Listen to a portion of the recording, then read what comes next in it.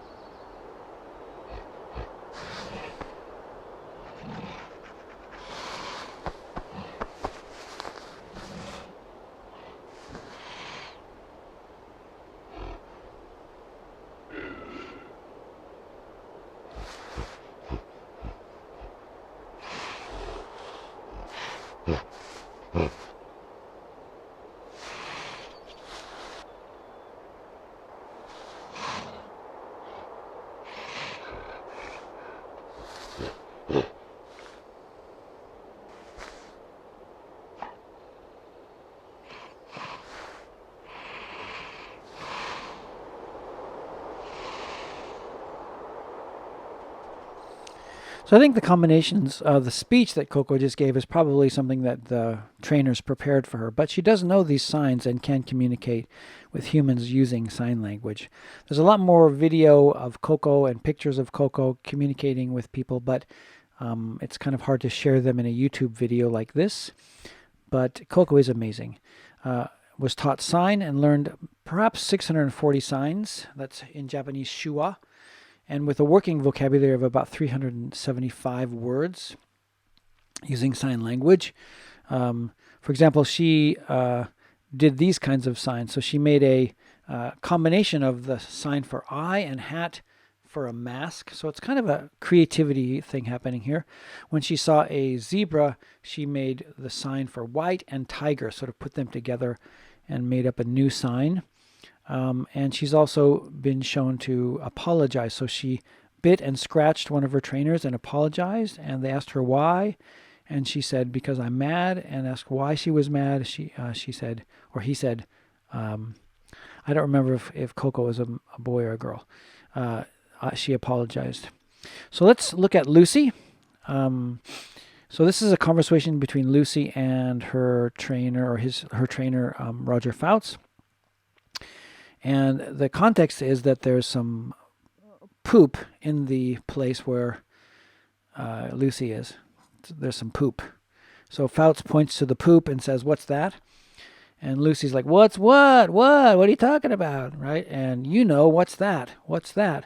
And Lucy says, "Dirty, dirty." And the trainer Fouts says, "Who's dirty? Whose is it?" And Lucy says, "It's Sue's dirty. It's Sue's poop," right? And says, "It's not Sue's. Whose is it?" And then Lucy says, "It's your poop." And then Roger says, "No," or Fouts says, "No, it's not mine. Whose is it?" And then Lucy says, "It's mine. It's dirty, Lucy, Lucy, Lucy, dirty, sorry, Lucy." So she said, "It's mine," and then she apologized for it. So what's significant about this? What two things are significant about this, right? What are they? What's happening here? Well, one, Lucy lied. She actually was able to use sign language to lie about something, which is interesting. And she also apologized. So those are two interesting things that Lucy did with sign language, besides just, communicating with words and ideas, she lied and apologized.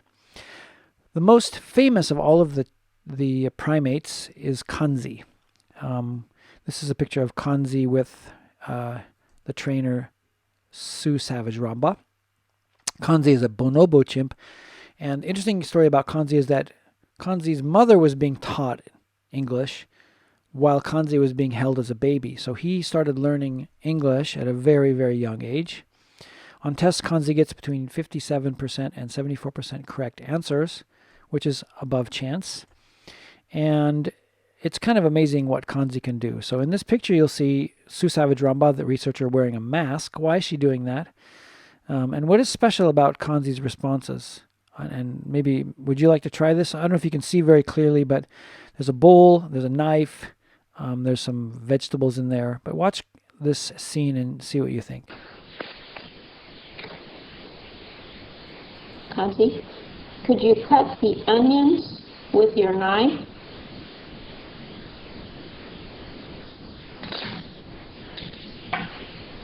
Well, that's very good. Thank you. Could you put some salt on your ball? I think she said put some salt on the ball. Or soap, sorry. Well, that's a good job. That's very nice. Thank you. So put some soap on the ball. Kanzi, can you put the pine needles in the refrigerator? So please put the leaves, the pine needles, in the refrigerator. Good job. Thank you. Kanzi, are you listening? Could you put some soap in the water? Put some soap in the water. Good job. Thank you. Thank you. Could you listen again? Okay. Kanzi, could you pour a little Coke in the water? Could you pour some Coke in the water? Coca-Cola. Thank you. That's enough. You can. Okay. Kanzi, pour the Perrier water in the jelly. Thank you. That's good. That's good. You see the TV set? Could you take the TV outdoors? Please take the TV outside. Could you carry the television outdoors, please? Outside, please.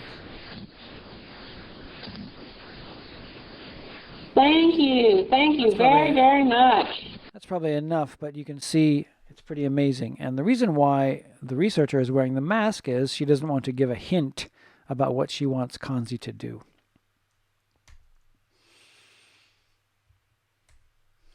So here's another picture of Sue Savage Ramba with Kanzi, photo taken by William Calvin, PhD. And this is Kanzi's keyboard, and it allows Kanzi to communicate many things by pointing at different images and symbols. Many of them are arbitrary, so there's a sense of arbitrariness in this communication system. So the primates are kind of amazing, most impressive of the non-human linguists. They cannot make words from meaningless sounds. They can't really speak. They sometimes try, apparently, but they can't really speak. But they can use symbols in an arbitrary and maybe limited way. And they express some creativity, maybe some structure like grammar, and some displacement. For example, they can point to a picture, a symbol of something that's far away or removed from them, not present. So maybe they're thinking they want to talk about a place that's far away that they can't see. Another in the forest or something, and they can point to a symbol to refer to that place. So that's a kind of displacement that's happening. Now, apes may be the smartest animals with language, but dogs are our friends, and they're interesting for that reason. Humans have a special relationship. Well, that's amazing to see what Pink could do, but really even more amazing than that is the linguistic ability or the language skills that these border collies have. As in my understanding, the border collies are bred to listen to the voice of the master, the sheep herder. And if a border collie doesn't listen to the human voice, they are not bred, and they don't get to have babies, right? So here's a picture of a border collie herding sheep. And for a sheep herder with a border collie, the dog is extremely valuable. One of the most famous border collies is this dog, Chaser. Chaser is very special, or was very special. Rico, another border collie, learned 200 words, but Chaser apparently learned a lot more. How many words do you think Chaser learned? More than you think. It's 1,022. So here's some background on Chaser. I wish I could tell you the whole story of Chaser. Maybe we can talk about it when we meet face to face. But Chaser did 4 experiments over 3 years. And in the first experiment, Chaser learned the names of 1,022 objects or toys. In the second experiment, Chaser understood the difference between names and commands. So she could understand that bring is an action and cat is a name. And in the third experiment, Chaser showed the ability to learn labels for categories. So she knew that a ball referred to one set of objects and that a toy referred to another set of objects. And in the fourth experiment, which I think is the most interesting one, she guessed or inferred the meaning of a new word. For example, there are 4 toys in a room. Chaser knows cat, dog, mouse, but not pig. So the researcher would say, bring me the pig, even though Chaser has never seen one before, and she could figure out which one it is and bring that toy to the researcher or trainer. The story of Chaser is quite amazing, and I really think it's a touching story. There's a lot we could talk about, but we're kind of running out of time. I want to keep these little online lectures short, so let's move on. All right, so what? Horsepower. It is the passion that fuels the very soul. So, no animal shows all the design features, and there's one design feature that is impossible apparently for animals to show, and that's the design feature of recursion. So compared to human language, animal communication is simple. Animals are clearly not innately programmed to learn language. Dogs don't naturally walk on 2 legs, and gorillas don't speak words. The top performers, these animals, birds, chimpanzees, whatnot, all received a lot of human input, and that's a key point to remember. But in conclusion, complex language is unique to humans. The uniqueness of language supports the idea of an innate grammar acquiring capacity, which we'll talk about in future lectures. This idea of universal grammar.